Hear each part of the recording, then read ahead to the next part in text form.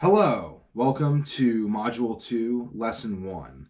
Why do people fall asleep? So, sleep is a very complicated process. Ultimately, we fall asleep because we get tired and because of various neurological processes. I'll get into those right now. So, we have adenosine receptors.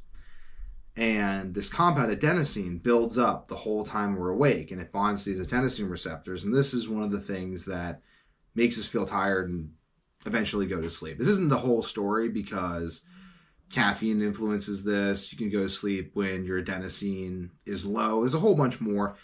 Ultimately, it also takes triggering melatonin. It takes signals from the HPA axis. It takes certain levels of serotonin and dopamine. It takes certain levels of relaxation neurotransmitters such as GABA. It takes a lot to fall asleep. When we fall asleep, our metabolic rate slows down, our heart rate slows, our cortisol has to go down, our body temperature decreases, our circulation decreases.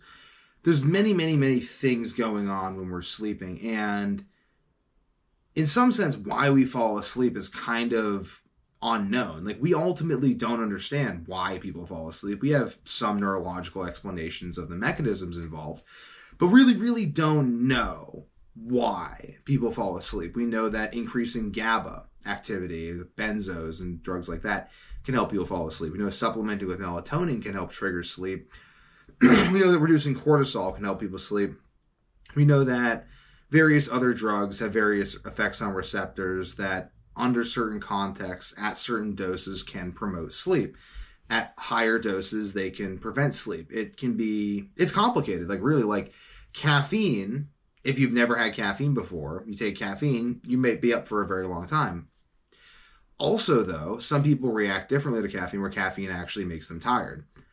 Independent of this, if you have a caffeine dependency and you try to quit caffeine cold turkey, you can end up developing insomnia because your body has absolutely no caffeine. And then little bits of caffeine supplemented the right way can help you regain your sleep function. Many people have a client who went on antidepressants in order to regain his sleep. It's a very common thing they do. They put you on SSRIs to help you start sleeping again. But his sleep problems were due to quitting caffeine cold turkey. I had him reintroduce 10 milligrams of caffeine a day, and his sleep normalized without the SSRIs. And he was able to get off those, but that was its own challenge. So sleep is complicated. Sleep has a lot to do with metabolism. If your metabolism is high, in many ways, it's actually easier to sleep.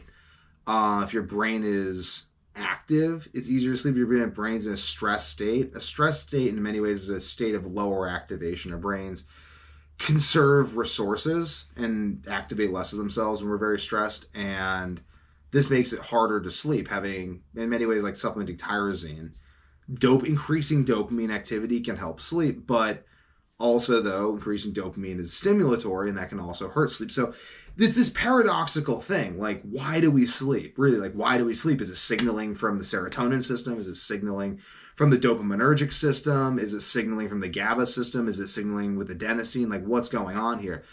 And it's all of these things. It's this whole symphony of things that come together and lead to the beautiful phenomenon that is sleep and the phases of sleep and all that. So ultimately, when we're experiencing insomnia, this just brings me, I'll wrap this lesson up with this conversation I had with my cousin. He said, we were talking about, he works in medicine as well, but he works in biotech. And he was saying his whole thing is built around trying to figure out what's wrong. And then you create a solution based around a complete understanding of what's wrong. And I said, well, I think that that's a little silly, or at least can be very silly in many circumstances, because I work with people with insomnia, and I don't really know why they can't sleep. Like, at the end of the day, like, I don't know what's going on in their particular brain that's preventing them from sleeping.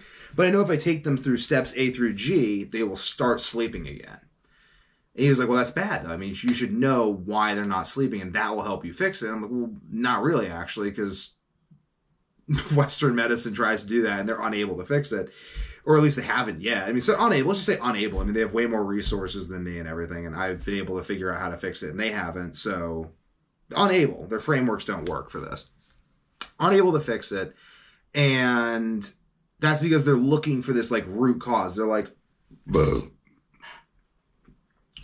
what specifically is preventing me from sleeping, and then how do I chemically or physically undo that one thing. It's like, it's not. It's that sleep is this complex process, and in order to arrive at the point that is sleep, many things have to happen. Many states of being have to be embodied. Many things have to be done. Many things have to take place and happen and sustain themselves. So at the end of the day, whether we know what exactly was going wrong or not, I mean, we never will at the end of the day. We can never know. There's this concept in chemistry I'll just wrap up with. This is interesting. So chemistry, you don't really know things per se. Like, you don't know what the molecules are doing, but you know the average behavior of the molecules. So therefore you gain mastery over, you understand what's going on in the solution because you know the average behavior. And I would say something is very similar with health. Like, people are very, very different. And we can look and try to say, okay, like, what is going on? Like, let's say you didn't sleep one night. Let's be like, okay, like, what receptor was overstimulated? What was the most stimulated receptor? Like, I don't think that's useful information. Because maybe tomorrow it'll be a different receptor because maybe there's some underlying cause that's outside your framework of knowledge, and you're just never going to figure it out until someone develops a device that can see in 4 dimensions. Like, I don't know. But it's like, here's a great metaphor, for instance. So let's say, like, you're in ancient Rome and people are drinking lead water and they're like, lead water's great. You're like, I don't think it's that great. I think lead water might be causing all those people to become really stupid. And then you're like, no. We haven't proved what's causing it. You're like, I don't know, man. I mean, all I see is that the people who aren't drinking the lead water are smart, and the people who are drinking the lead water are really stupid. And they're like, but you can't prove what, you don't even know what's making people stupid. So it could be something else. You're just like, I don't know. Like, it seems really dumb because we just know lead in the water makes you stupid. But when you try to explain it to someone who lacks a basis in neuroscience and chemistry, you sound stupid. Because there's like lead in the whatever, man. I bet you don't like having rocks in your water either. You don't want to have any water in your air. He's afraid of a rock. Like, people are dumb, and people do that. Like, now you're like, yeah, I don't eat seed oil. You're like, you're afraid of an oil. It's just food, man. Food's just food. You just gotta eat the food, man. Afraid of some gluten. You think it's gluten? You can't prove that. Like, fuck off. Like, at the end of the day, I don't need to fucking prove what's causing what. I just need to start sleeping, heal my body, and, like, move on with my life and ensure this doesn't come back. Like, if at the end of the day, it's like, I don't know, maybe there's like an alien race from another dimension that just comes down to Earth and just jacks off into all the soybean oil and all the soy on Earth. Like, all soy is contaminated with alien semen. And it's the alien semen that's preventing me from sleeping because the alien semen reacts. Like, who cares? Who cares? Who cares? Just do whatever you got to do to start sleeping so you can live your life. Because at the end of the day, like, we're about practical results. We are a results-oriented organization. We're a solution-oriented organization. We're not a problem-oriented organization. I'm not sitting here trying to focus on the problem. Because at the end of the day, like, who cares about the problem? Like, if I could just go like this, and you start sleeping right now, and it goes away forever, I just do that. Because I don't care why it works, as long as it works. I mean, obviously you want to have some first principles, like, don't eat things that aren't food. How do I know it's food? Well, if people if people who tend to be alive and healthy haven't been eating it historically, it's probably not food. Simply because food is scarce and people will eat literally anything to survive.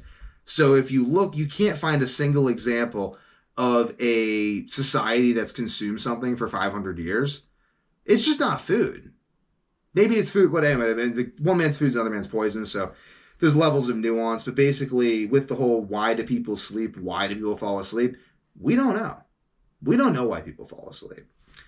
But I do know, I personally and you soon will know how to fall asleep. And that's way better than knowing why you're not falling asleep. Because who fucking cares? You know what I mean? Like, you just negated the why because now you're falling asleep. So it's like, well, why aren't you falling asleep? It's like, I am falling asleep. Ba-boom. Done.